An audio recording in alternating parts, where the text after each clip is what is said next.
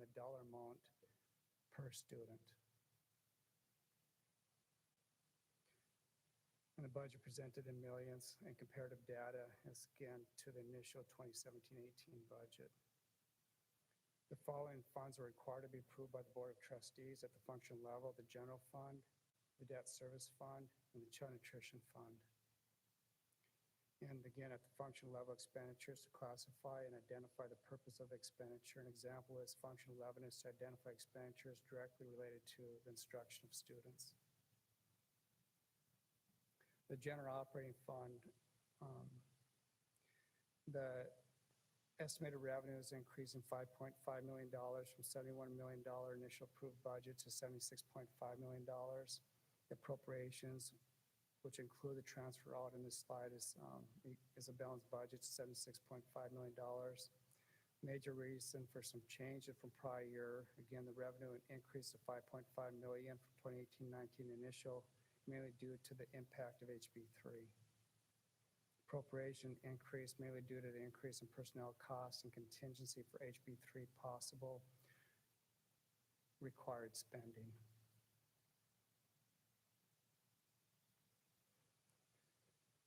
The change from prior year's final amended budget is nearly flat. Prior year's final amended estimated revenue, I think will land about $77 million.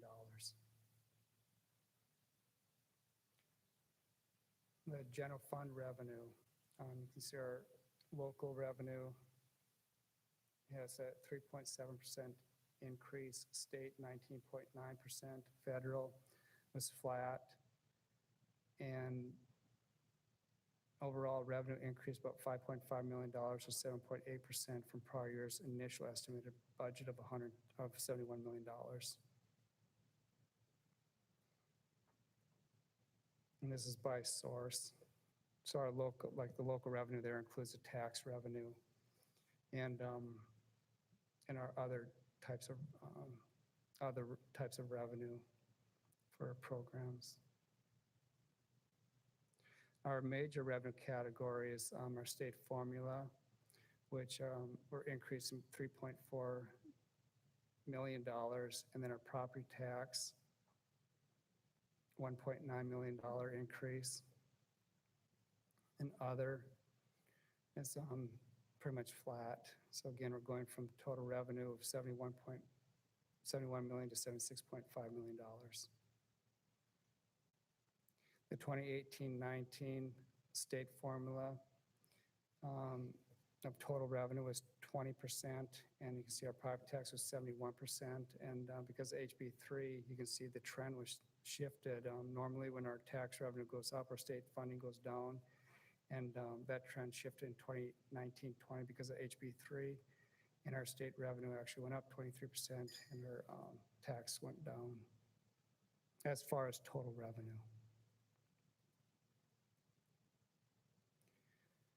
And these are our general fund expenditures by function category. Instructional, you can see, is 43.4% of the total budget.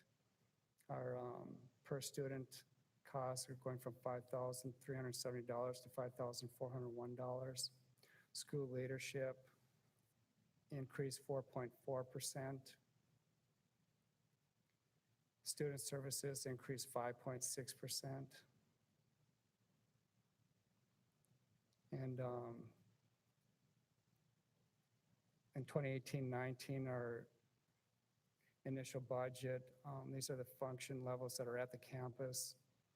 At the campuses at 77%, and the appropriations at the campus for 2019-20 is 79%. Administrative services increased 9.4%. In 2018-19 is 4.4% of the total budget. In 2019-20, administrative services is 4.8% of total budget. Support services increased 4.2%. Community services decreases just a few dollars. Debt service, this is the one that we paid off our debt in our general fund, so it went from $1.4 million budget to zero. Capital outlay on flat, about $200,000. And intergovernmental, this is our major, mainly our Chapter 41 payment. And that decreased 64%. The 2019-20 column does not include transfer out of $4.9 million.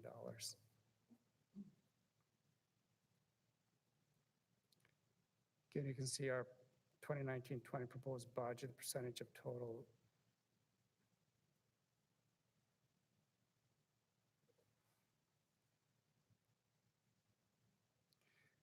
And this is expenditures by object. Our payroll increased 3.8%. Our contracted services decreased about 3.5% from $10.4 million to $10 million. And contract services where our Chapter 41 would be paid out of. Supplies and materials increased 5.8%. Other operating costs, which is travel and anything that's not a contract service or supply, increased 6.4%. Debt payment, again, decreased 100%. Our capital outlay pretty much stayed flat. Total appropriations, $71 million in 2018-19, increased just 0.8% to $71.6 million. And that's, we cut out a lot of appropriations because of the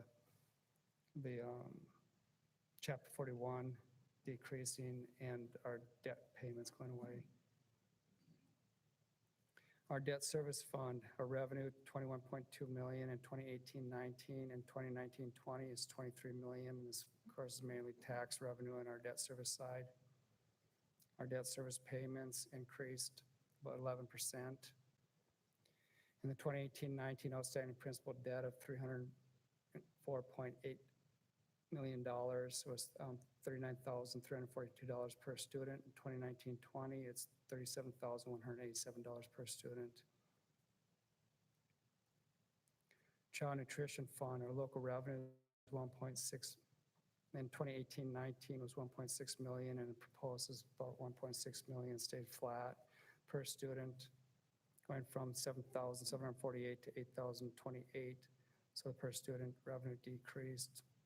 State revenue stayed flat. Federal revenue increased about 5%. And the expenditures increased about 2.3%.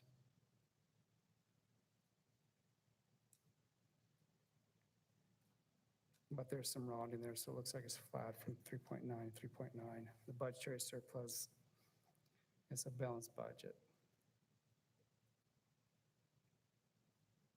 And the 2018-19 free and reduced student eligibility is 45%, or 3,454 children. In 2019-20, it's estimated that the free and reduced student eligibility is 47%, or 3,763 children. And this is the budget that we'll ask the board to approve at the board meeting tonight. It's a $71,605,806 general fund budget with a $4,943,229 transfer out. And it's pretty much a contingency for the HB3 impact. Student Nutrition Fund, $3,940,127. Debt Service Fund, $23,329,029, with a total of $98,908,962 budget. Oops. So, do you have any questions?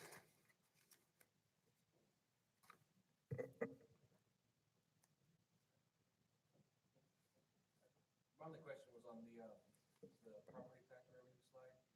It was actually 3.7% increase. Is the 2.5% cap based on the end of year number? This year, the 2.5% cap will go into effect next year. Okay. And so this year, that our tax rate was compressed.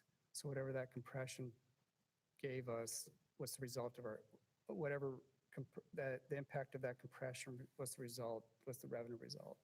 So the 2.5% cap would be for the 2020-21 budget.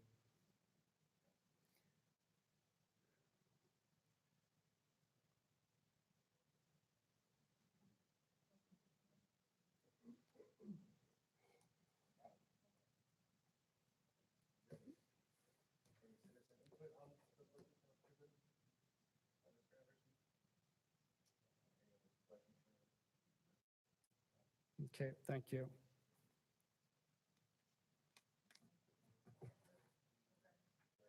Motion to adjourn the budget hearing? Second? Second. All four? Thank you very much. We adjourn at